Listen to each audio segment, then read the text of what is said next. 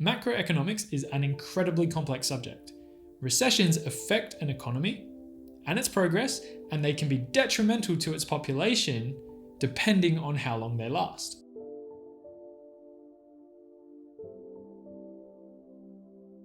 Welcome back to my channel. My name is Reese. In today's video, I'm going to be giving a bit of background surrounding what a recession is and what it could mean for you. A recession is usually depicted by an economy contracting rather than expanding, and it is usually characterized by a significant rise in unemployment. Its technical definition is when a country has 2 consecutive quarters of negative GDP, or gross domestic product growth. During these times, people will generally spend less money, which results in businesses and companies having to fire people rather than hire them, which means the economic output of a country will fall. The way that an economy's growth is measured is by assessing a country's GDP, or gross domestic product growth, where value is generated by goods and services being produced by the country. This growth in output for a country during a recession usually decreases as businesses downsize and halt production or slow production of their goods and services and products, brought upon by less spending from the general population. So what does this mean for you?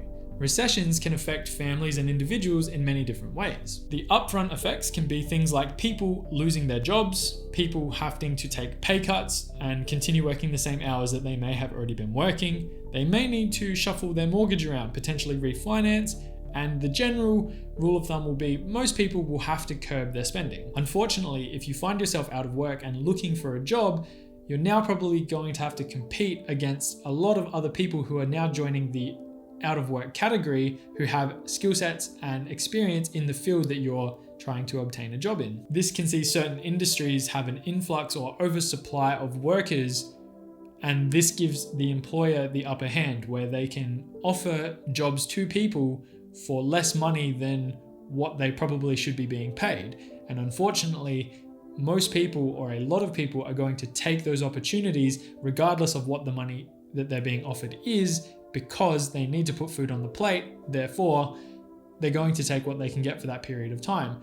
Meaning you, an individual who should be being paid X amount of dollars, is going to have to probably fit that mold as well and take a pay cut to do the exact same type of work that you were doing before for a lot more money. It's terrible, but it is part of what a recession is. And not to scare people, but this is going to be even worse for people who are recently graduating university and finishing up with their studies, because now they're entering a job market and having to compete against people who have experience and many years under their belt in the industry for roughly the same amount of money, meaning an employer is probably going to take the person with experience, especially in times of hardship, or even on their own business, because they need to survive too, putting students in a really hard place. So now let's discuss long-lasting effects. So usually during a time of recession, our central banks want us to go out and spend money because that stimulates an economy. The more I spend, the more businesses make, the more that money's being turned over and generated for the economy, which means a better output, which means we dig ourselves out of recession. The central banks do this by reducing interest rates, which in turn makes it easier for people to go out and borrow money. Now, the last time that the central banks reduced interest rates on a scale through a recession, it was at 17% was the interest rate, and they reduced it all the way down to 5% by the end of it, which is a massive difference. However, this time around, interest rates are already at record lows. They're actually below 1% currently, which does not give the central banks any wiggle room at all to drop them further.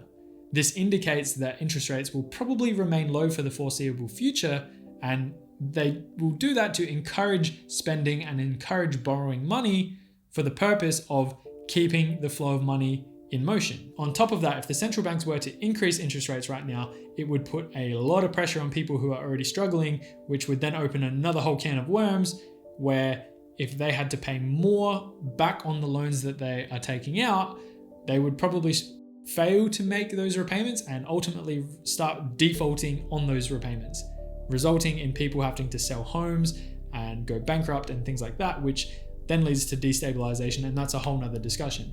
That is definitely what you do not want for an economy. This is also particularly bad for people who try to do the right thing by saving money in a savings account, because with interest rates being so low, they're basically going to make no money at all having their money in a savings account. As an example, if you had $100,000 in a high interest saver sitting at 1% interest, which is currently where they are roughly sitting, you would only be earning about $1,000 in interest in a whole year, which is nothing when you really think about it. Because recessions hit so many people at once, there is no simple answer to reverse the negative effects or negative impact that it has on an economy quickly. This can be extremely daunting, and I'm not intending to scare you by making this video, but I definitely want to bring awareness to the gravity of it. The majority of people don't really think about situations like this and what they're going to do in the event of a situation like this.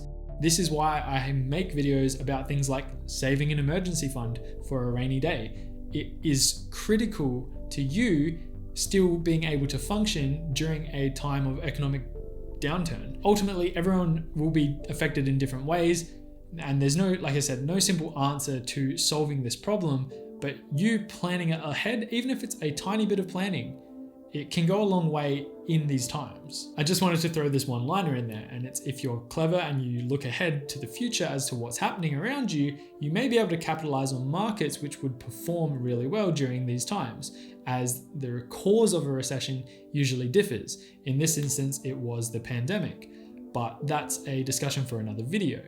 Overall, I hope you learned something about recessions, and I hope I put the idea into your mind that it's not a bad idea to plan ahead or just have an understanding of what you would need to do in the instance of a recession occurring.